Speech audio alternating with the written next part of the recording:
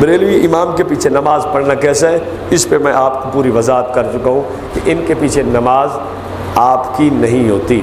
کم از کم بریلویوں پہ بدعتی ہونے کا تو فتویٰ ہے یا نہیں؟ کم از کم مفتیان علماء آپ کو کم از کم یہ فتویٰ دیں گے کہ یہ بدعتی ہیں، اہل بدعت ہیں، تو اہل بدعت کے پیچھے آپ اپنی نماز کو کیوں خراب کرتے ہیں؟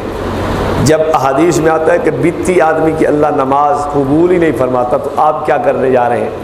اچھا چلو، آپ نے کسی آدمی کو کہا کہ جی چلے جی پڑھ لے، کوئی حرج نہیں، وہ آدمی گیا، انہوں نے جناب نماز کے بعد کہا بھائی فیضان سنت کا میٹھا میٹھا اسلامی درس ہوگا، سارے بھائی تشریف رکھیں، سارے مدنی منع منیہ تشریف رکھیں اور درس ہوگا۔ اس نے کہا چلو میں بھی مدنی منع تو نہیں ہوں لیکن مدنی انسان تو چلو میں بھی سن لیتا ہوں بیٹھ کے۔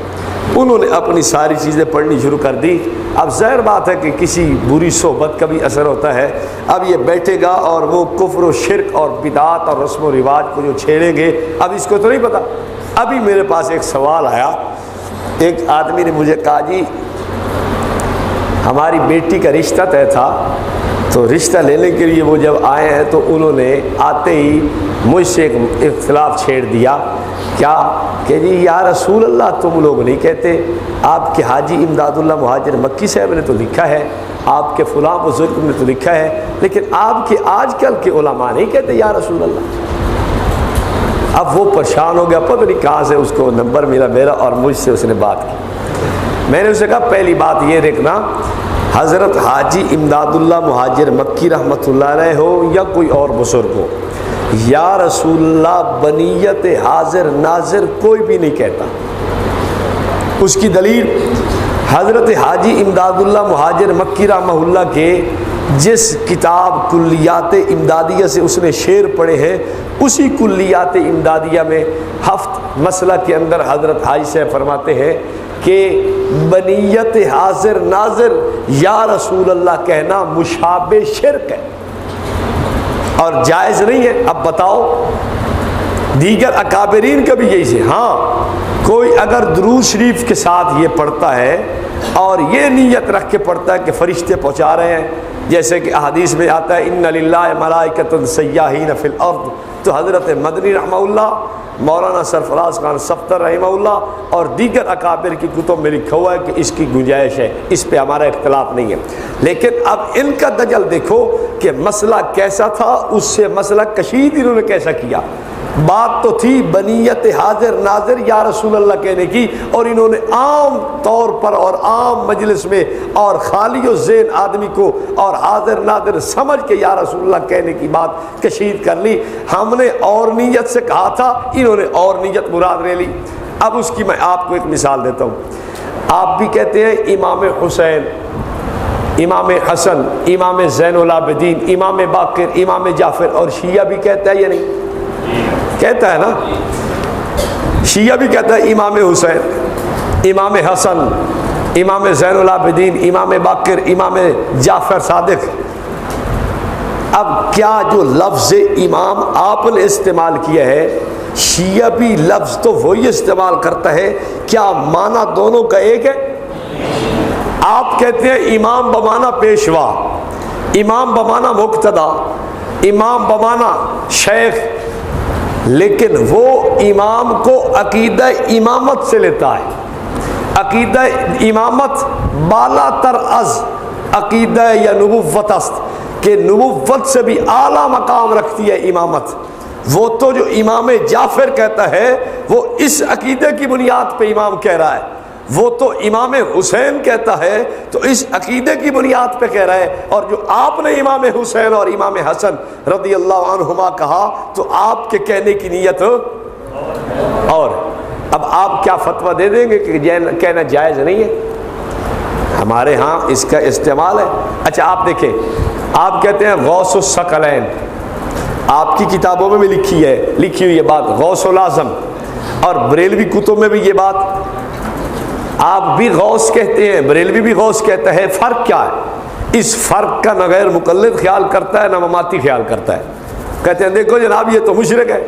ایک جاہل اٹھا حویلیہ سے، اس نے ایسی ساری باتیں اکٹھی کر کے کہا جی فلاں بھی مشرک ہے، فلاں بھی مشرک ہے، فلاں بھی مشرک ہے، اکابر کے خلاف کتابیں لکھنی شروع کر دی۔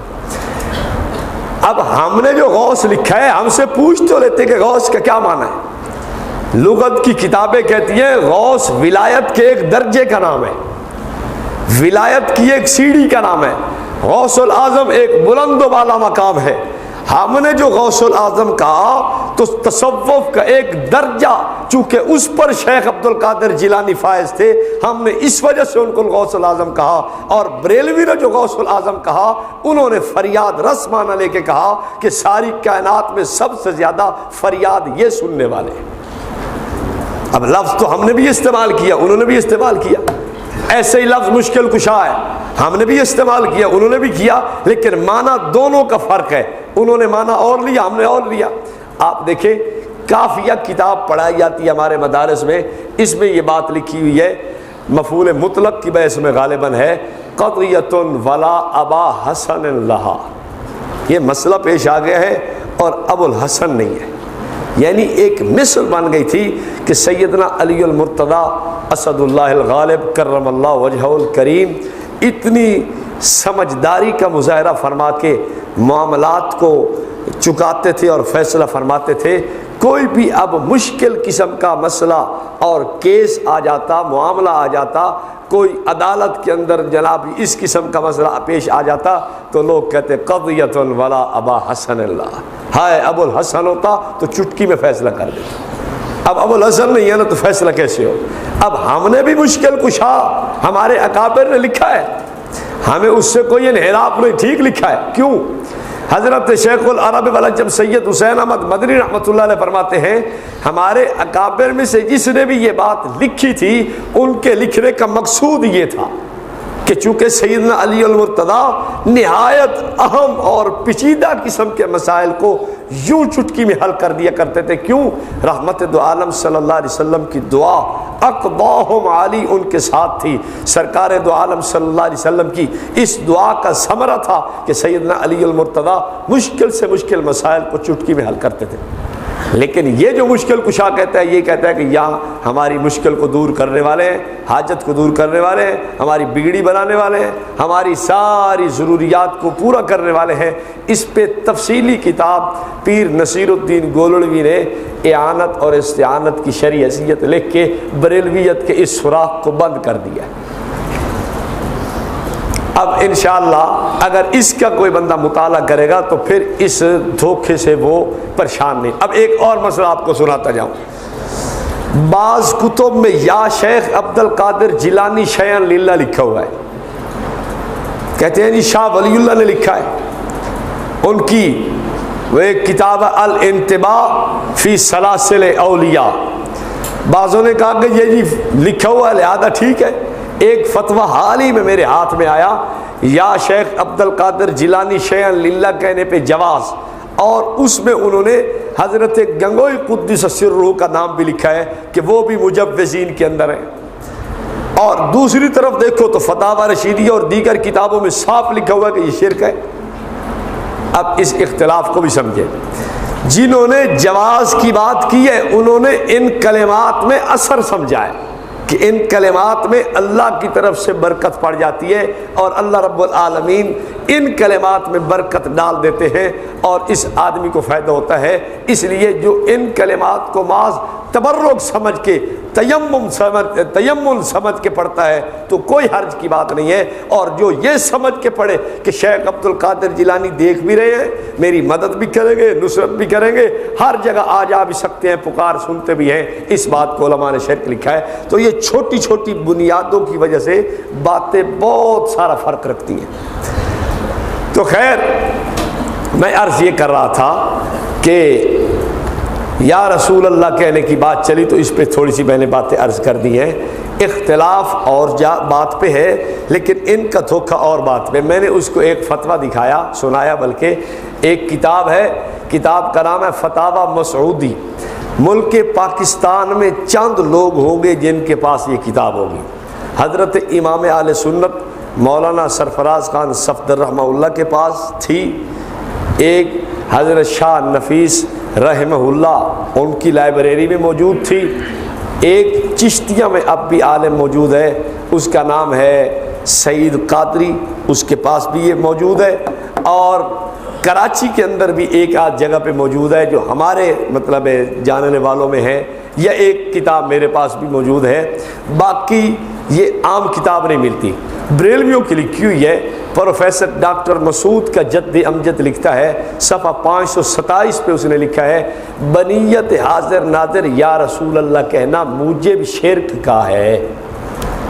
اگر شرک ہے، اب آپ خود سوچیں، وہ تو شرک کہتا ہے اور یہ ہم سے جھگڑتے ہیں کہ آپ کہتے کیوں نہیں۔ پھر میں نے اسے سمجھایا، میں نے کہا دیکھو، ایک M N A M P A بیٹھا ہے نا، اس M N A M P A کو اگر کوئی آدمی دور سے کہے جناب چوری صاحب خیر ہے گی،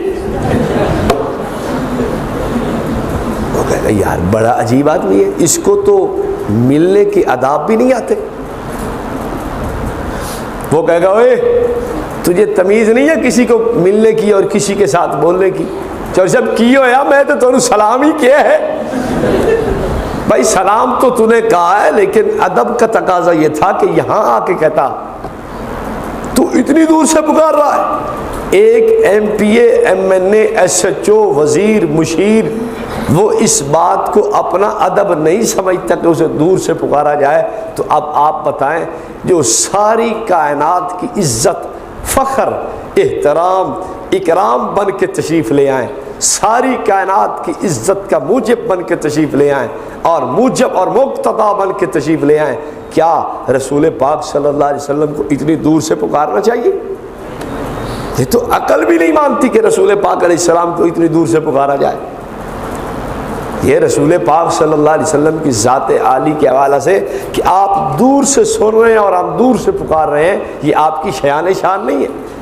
ہاں عزت کا تقاضا یہ تھا کہ آپ چل کے جاتے رسول پاک صلی اللہ علیہ وسلم کی خدمت میں اپنی گفتگو، اپنی بات، اپنی گزارش، اپنا استشفاء کہ جی میں آپ سے شفاعت کی درخواست کرتا ہوں پیش کرتے، آپ کو صلاۃ و سلام پیش کرتے، وہ تو ٹھیک تھا، لیکن آپ سینکڑوں میل دور سے کھڑے ہو کے یہیں سے پڑھ رہے ہیں الصلاۃ والسلام علیک یا رسول اللہ۔ اب مجھے آپ بتائیے، آپ کا عقیدہ بھی یہ ہے کہ وہیں سے رسول پاک صلی اللہ علیہ وسلم سن بھی رہے ہیں، دیکھ بھی رہے ہیں، اتنی دور سے جو آپ سنا رہے ہیں اور اتنی دور سے جو آپ پکار رہے ہیں، اس کو کون ادب کہتا ہے؟ قرآن سے تو پوچھئے، قرآن نے کیا کہا؟ لا تجعلوا دعاء الرسول بینکم کدعاء بعضکم بعضا۔ ایمان والو، جیسے آپس میں ایک دوسرے کو پکارتے ہو، نبی میرے کو یوں نہ پکارنا۔ اب عوام میں یا اس وقت عرف کے اندر دو طرزیں تھی، ایک یہ طرز تھی بھائی نام لے کے جناب چودھری محمد حسین صاحب کی حال نے تھوڑے، کسی کو نام لے کے خطاب کیا جاتا تھا، بھائی غلام محمد کیسے ہو، بھائی غلام رسول آپ کا کیا حال ہے، بھائی قاری طیب صاحب ٹھیک ہو نا، نام لے کے بات ہو جاتی تھی۔ ایک دستور یہ تھا، اور ایک دستور یہ تھا او گال سنیو میاں، او کھلو بھی میں آتا دو تین جناب جی ایک کر کے فاصلے پہ کوئی او کھلو بھی او میں آیا ہوں، ایک منٹ اج کی۔ یہ بھی دستور تھا کہ لوگ ایک دوسرے کو دور سے بھی پکارتے تھے اور لوگ نام لے کے بھی کیا کرتے تھے، خطاب کرتے تھے۔ تو اللہ کریم نے یہ بات ایک جگہ نہیں دو جگہ ارشاد فرما دی، لا تجعلوا دعاء الرسول بینکم کدعاء بعضکم بعضا ولا تجہروا له بالقول کجہر بعضکم لبعض، کہ یوں نہ کہنا میرے نبی کو جیسے تم آپس میں ایک دوسرے کو خطاب کرتے ہو۔ کیا مطلب؟ آپس میں تو نام لے کے بھی تم بات کر لیتے ہو، آپس میں تو دور سے بھی کسی کو تم پکار لیتے ہو، لیکن میرے نبی کے ساتھ یہ معاملہ نہ رکھنا، نہ تو میرے نبی کو نام لے کے خطاب کر کے یا محمد کہنا، اور نہ میرے نبی کو دور سے یا رسول اللہ کہنا۔ لیکن قرآن تو وہ سمجھے جس کو اللہ نے عقل دی ہو۔ افلا یتدبرون القرآن ام علی قلوب اقفالها، یہ بیچارے کیسے قرآن سمجھے؟ قرآن مشرک کو سمجھ نہیں آتا، سیدھی سی بات ہے، قرآن سمجھ نہیں آتا۔ وہ تو قرآن پاک کو بھی وہ تبدیل کرنے کا مشورہ دیتے ہیں کہ نہیں یوں ہی اگر ہو جاتا نا تو پھر ہمارا معاشرہ، ہمارا علاقہ، ہمارے دستور، پروگرام، منشور کے مطابق اگر یہ آیت ہو جاتی نا تو کچھ تھوڑی بہت چیزیں ہم ان میں سے لے لیتے، کچھ بدل دیں آپ۔ خیر میں عرض یہ کر رہا تھا کہ یہ مسئلہ عقل و نقل کے خلاف ہے، درایت و روایت کے خلاف ہے، نہ یہ شریعت قبول کرتی ہے اور نہ اس کو اہل علم لوگوں کی عقل قبول کرتی ہے۔ صحابہ کرام میں بھی آپ کو ملیں گے، صحابہ کا دستور تھا کہ نبی پاک صلی اللہ علیہ وسلم کی خدمت میں حاضر ہو کر الصلاۃ والسلام علیک یا رسول اللہ پڑھتے ہیں۔ صحابہ کا یہ دستور نہیں تھا کہ دور ہی سے وہ کھڑے ہو کے صلاۃ والسلام عرض کر رہے ہوں، صحابہ تو آپ کے سامنے اونچی آواز سے گفتگو ہی نہیں کرتے تھے۔ آپ کا تو یہ عالم تھا صحابہ